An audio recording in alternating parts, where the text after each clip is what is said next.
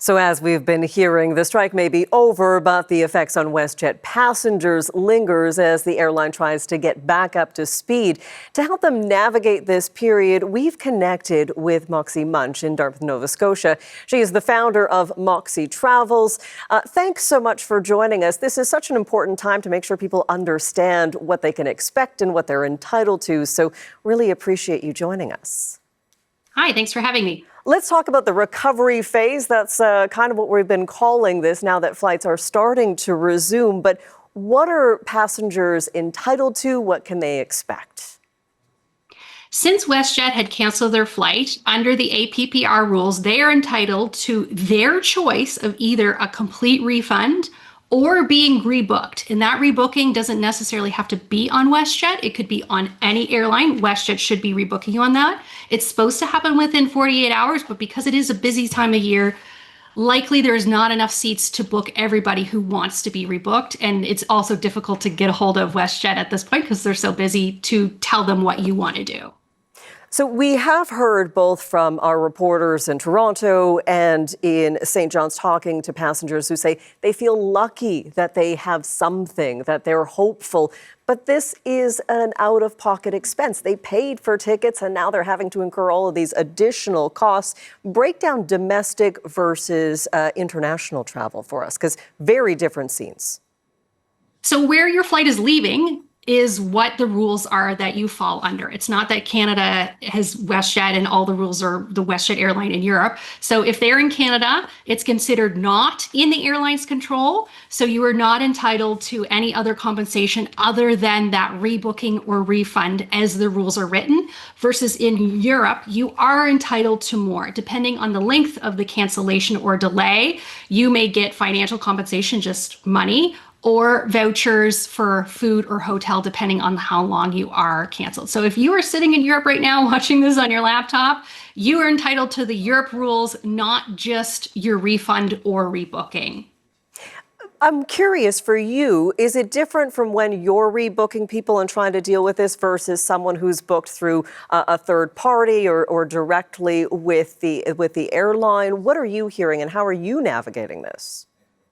So I don't do rebooking, I don't sell flights, but if you did book your flight through a travel agency, and that can be a big branded agency or the local person down the street, they should be doing the contacting WestJet for you. Of course, they are also very busy and facing a lot of delays to get a hold of WestJet. But if you booked your flight through anywhere that isn't the WestJet phone number or the WestJet website, they count as your travel agent. And that's who you should be contacting to help you get those changes made. Moxey, there is so much activity online. People are on social media talking about this, and that is creating another problem. And that comes with trying to figure out, is this a legitimate phone number? Is this a legitimate person I can talk to? And scams are popping up. They are. It's really unfortunate, but I post online content and I see it in my comment section. People are posting as comments or on threads frustrated that they can't get through to WestJet. And there are people, likely bots, commenting and saying, I got through to WestJet by emailing this email. But when you look at the email, it is not a WestJet.com email. And in addition to that, if they're searching for WestJet's phone number, it may be giving them the wrong number to a scammer as well.